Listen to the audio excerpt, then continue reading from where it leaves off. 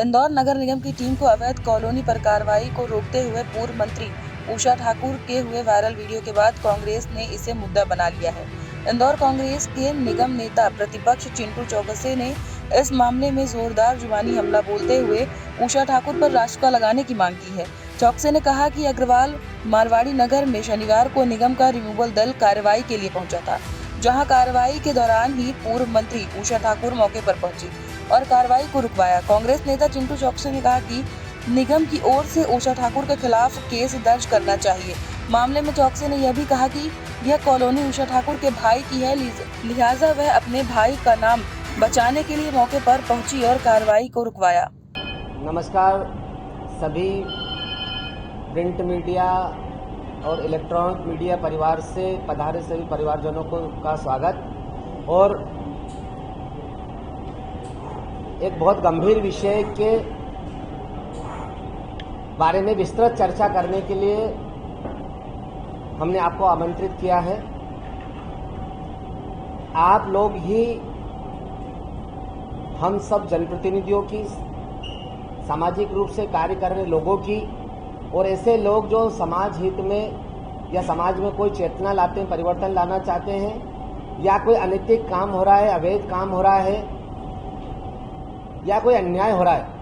उसके खिलाफ जब जब भी जंग होगी,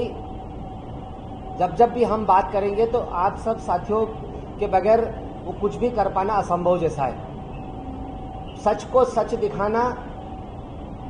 झूठ का पर्दाफाश करना हम सबका नैतिक दायित्व है, जिस भूमिका में हम लोग हैं। जैसे आज हम कांग्रेस पार्टी विपक्ष की भूमिका में है, तो हमारा दायित्व है कि शहर की जनता को हम सत्ताधारी दल जो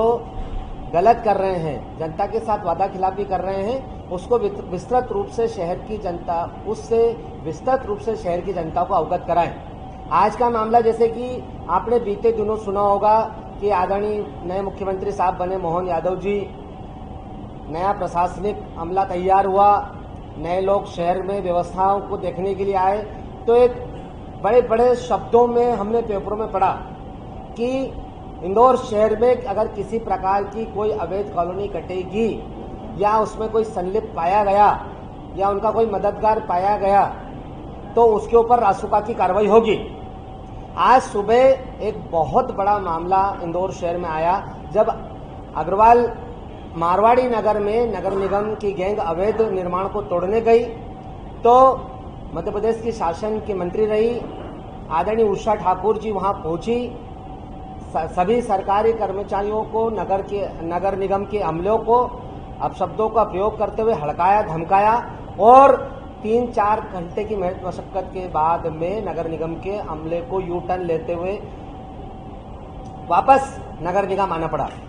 ये दुर्भाग्य की बात है कि जो बीजेपी बात करती है अच्छाई की, सच्चाई की, जो बीजेपी बात करती है कि इंदौर शहर में किसी प्रकार का गलत काम नहीं होने देंगे, लेकिन अगर हम देखें तो पूरे इंदौर शहर के आसपास अगर हम अवैध निर्माण की बात करें तो सारे भारतीय जनता पार्टी के नेता लोगों के अट्टो चट्टों ने,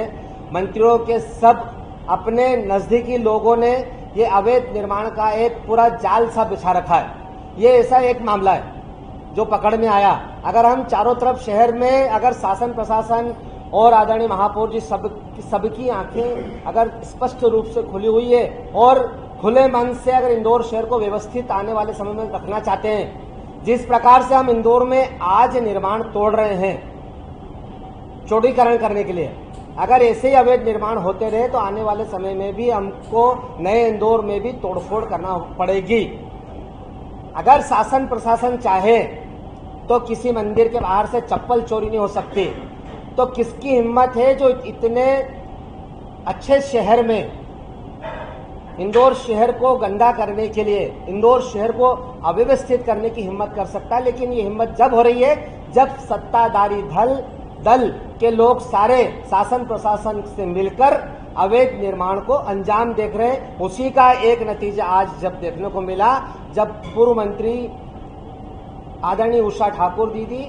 एक अवैध निर्माण को रोकने गई। ये इंदौर शहर के लिए धब्बा है, काला दिवस है। जब जनप्रतिनिधि इस प्रकार का अपना व्यवहार रखेंगे तो हम आम लोगों से किस प्रकार की आशा रखेंगे। हम इसका पुरजोर ताकत से विरोध करते हैं और शासन प्रशासन से निवेदन है हमारा कि जिस प्रकार से आप कार्रवाई की बात करते हैं कि अगर कोई अवैध कॉलोनी काटेगा या उसमें मददगार साबित होगा तो हम उस पर रासुका लगाएंगे, तो हिम्मत है तो उषा ठाकुर जी पे रासुका लगा के बताए। पूरे शहर में, पूरे शहर की मीडिया ने, सबने नजारा देखा है कि आज इंदौर शहर में क्या घटना घटित हुई। 100% यही बीजेपी वाले बनाने वाले हैं और अगर पैसे नहीं दिए तो यही बीजेपी वाले तोड़ने वाले हैं। एक बचाने वाला है, एक तोड़ने वाला है। तो निश्चित रूप से कलनजर चूंकि विधायक जी का भाई है तो पैसे कैसे देगा?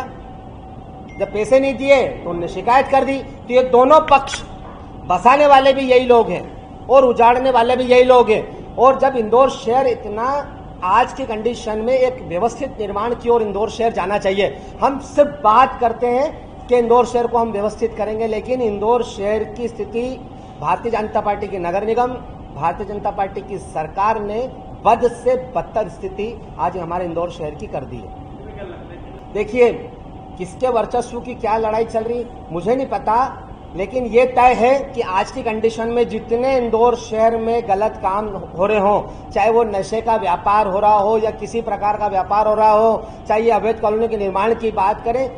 जितने भी कब्जे हैं, जितनी गुमटियां हैं, जितने ठेले हैं, जितने अवैध निर्माण हैं, अगर इंदौर शहर में किसी के हैं तो वो भारतीय जनता पार्टी के नेता लोगों के या उनके करीबियों के।